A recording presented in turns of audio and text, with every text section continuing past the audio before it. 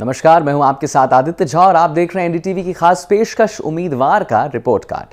हमारी टीम ने ओम बिरला से बात करके उनके कार्यकाल के बारे में जाना।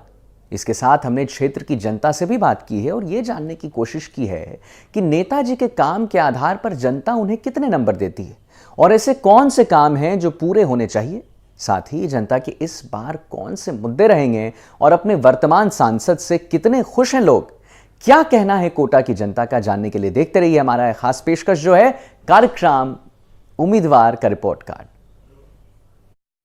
एनडीटीवी के खास कार्यक्रम सांसद का रिपोर्ट कार्ड में आपका स्वागत है। हम कोटा बूंदी लोकसभा सीट पर हैं और यहाँ पर कोटा और बूंदी की जो जनता है, कोटा और बूंदी के जो लोग हैं, उनसे सांसद के रिपोर्ट कार्ड के बारे में बातचीत करेंगे। मेरे साथ कोटा के भी लोग मौजूद हैं और बूंदी के भी लोग मौजूद हैं। जी, आपसे जानना चाहेंगे कैसे रहे आपके सांसद, उनका रिपोर्ट कार्ड की बात करें तो कितने नंबर आप देना चाहेंगे उनको? मैं बूंदी से हूं और हमारे सांसद जो हैं श्री ओम जी बिरला, उनका सबसे बड़ी विशेषता है कि ये जनता से सीधे जुड़े हुए हैं और जनता की जो भी समस्याएं होती है पीड़ित पक्षकार सीधा इनके पास आकर के बोल सकता है। और जगहों पर आप देखिए कि सांसद चुनाव लड़ने के बाद में उनसे मिलने तक के लिए बहुत परिश्रम करना पड़ता है, लेकिन ये सहज उपलब्ध हैं। और हमारे लिए सबसे बड़ी सौभाग्य की बात यह है कि ये सिर्फ सुनते ही नहीं है, समस्याओं का निस्तारण भी करते हैं। मैं इनको 100 में से 100 मार्क्स देता हूँ। 100 में से 100 मार्क्स। जी, आपसे जानना चाहेंगे क्या आपके सांसद का रिपोर्ट कार्ड है, कितने खरे उतर पाए हैं वो जो उम्मीदें थी आपकी? हमारे संसद के भाई साहब ओम जी बिरला हमारे कोटा के नहीं पूरे हमारे देश के आदर्श है, क्योंकि देश में एक ही सीट है जो अध्यक्ष है वहाँ के। एक हमारा एक एजुकेशन हब है, उसके लिए भाई साहब ने ऐसी कोई काम नहीं, भाई साहब ने बहुत काम किए। उनके पास कोई भी छोटे से छोटा कार्यकर्ता भी यदि भाई साहब के पास जाता, भाई साहब उनकी बातें सुनते हैं। और एक एग्जाम्पल उनके कई देखे, हमारे एरिया में भाई साहब जब आए तो बेचारी दुखियारी महिला थी, उसकी कई समस्याएं थी।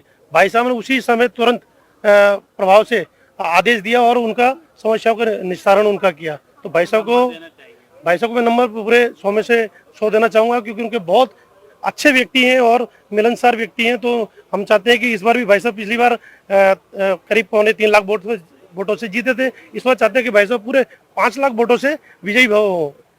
100 में से 100 मार्क्स इन्होंने दिए हैं। आपसे जानना चाहेंगे आप कितने मार्क्स देंगे और क्या खूबियां हैं जो आप 100 में से मार्क्स दे रहे हैं? जी, मैं ओम प्रकाश।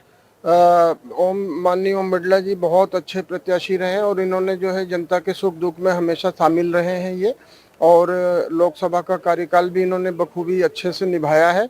और अभी वर्तमान परिवेश में जो चुनाव आ रहे हैं इसमें भी हम इनको 100 में से 100 नंबर देना चाहेंगे। हम संतुष्ट हैं इनसे पूर्ण रूप से। सांसद से संतुष्ट नहीं है आप बताएं कितने मार्क्स देना चाहेंगे सांसद को और क्या खास बात है उनमें जो उम्मीदें थी उन पर वो खरा उतर पाए? सबसे बड़ी भाई साहब की ये विशेषता है कि वो जो भी व्यक्ति जो अपनी समस्या लेके आता है उसको पूरी शिद्दत के साथ, पूरी आत्मीयता के साथ सुनते हैं और तुरंत उसका समाधान करते हैं। कुछ समस्याएं ऐसी होती हैं कि जिनमें समाधान में कुछ समय लग सकता है, लेकिन वो बिल्कुल संवेदनशील हैं। और उनकी सबसे बड़ी विशेषता ये है कि इतने बड़े पद पे होने के बाद वो बाजार में जो फुटकर व्यापारी हैं, जिनके जो खुले में काम करते हैं, चाहे वो ताले चाबी वाले हों, चाहे वो जूते को रिपेयरिंग करने का काम करते हों, उनमें इतनी संवेदनशीलता है कि वो देखते हैं कि जब मेरे क्षेत्र की जनता के ये जो छोटे व्यापारी हैं ये धूप में काम करते हैं तो उनके लिए उन्होंने एक जो बड़ा जो छतरी होती है ताकि वो उसको सर्दी गर्मी बारिश में उस छाते में बैठ के तसल्ली से काम करें, मौसम का प्रभाव उनके ऊपर नहीं पड़े। तो जो इतने संवेदनशील हैं हमारे माननीय लोकसभा अध्यक्ष जी, तो मैं अंक तो उनको 100 में से 100 देता ही हूँ। और उनकी विशेषता यही है कि वो हर वर्ग को साथ लेके चलते हैं और सभी का समस्या। जी, आपसे जानना चाहेंगे कि कितने मार्क्स देना चाहेंगे आप सांसद? ओम जी को 100 में 100 मार्क्स देना चाहूँगा, क्योंकि इनमें एक सबसे बड़ी विशेषता ये है कि जो मोदी जी का सपना है कि सबके साथ सबका विकास, सबके साथ सबका विकास, उस सपने पर ये 100% खरा उतरते हैं।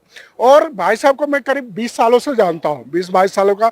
वो चाहे ऊंच हो या नीच हो या अमीर हो या गरीब हो, सबको इक्वली ट्रीट करना जानते हैं और सबके साथ इस तरह से मिलते हैं जैसे एक सहज व्यक्ति मिलता है, एक सरल व्यक्ति मिलता है, उनकी समस्याओं को से बड़ी जितनी भी समस्याएं हैं उनको वो समाधान करना चाहते हैं। जैसे मैं पूर्वांचल से बिलोंग करता हूं और पूर्वांचल की जो भी समस्याएं हैं उसको वो समाधान करने के लिए वो तुरंत पहुंचे हैं। जब भी हम लोगों ने बुलाया है वो आए हैं और स्वतः उन हमारी समस्याओं का समाधान निकाला है। और इस तरह से हम कह सकते हैं कि मोदी जी के सपने जो है कि सबके साथ सबका विकास हो, उसमें वो 100% खरा उतरता है और उतरने में कोई कसर नहीं रहती। जी जी, अब आपसे जानना चाहेंगे कि सांसद को आप कितने मार्क्स देना चाहेंगे और क्या खास बात है मार्क्स देने की वजह?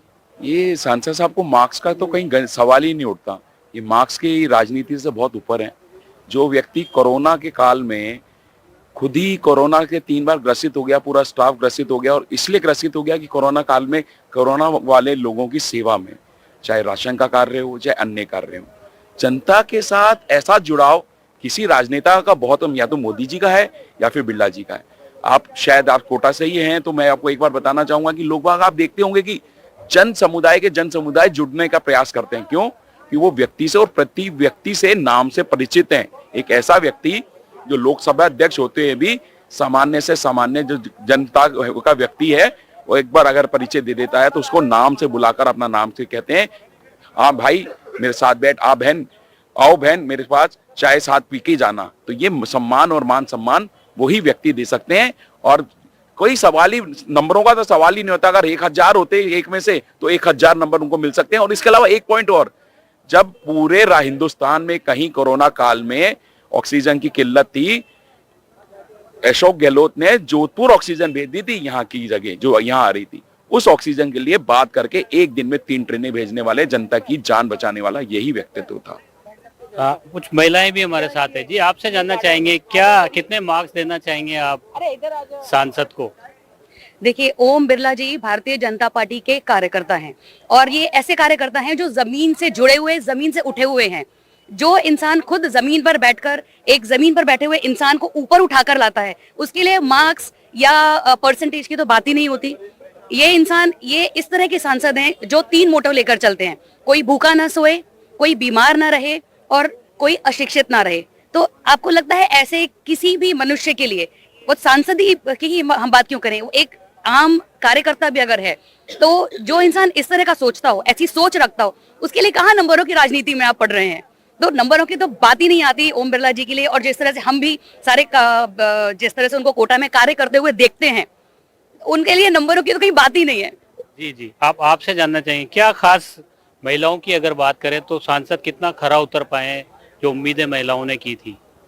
हमारे सांसद साहब ओम बिरला जी हमेशा महिलाओं के लिए साथ में जुड़े हुए रहे हैं। उन्होंने महिलाओं की समस्या को, दुख को हमेशा जुड़ा रहा है और लोकसभा अध्यक्ष होने के बावजूद भी वो कोरोना काल से लेकर और आज तक और उससे पहले भी अपने दिल्ली में रहकर भी हर महिला से एक फोन करके, कार्यकर्ता से, छोटी छोटी कार्यकर्ता बहनों से फोन पे संपर्क करते रहते हैं, उनके दुख सुख को जानते हैं।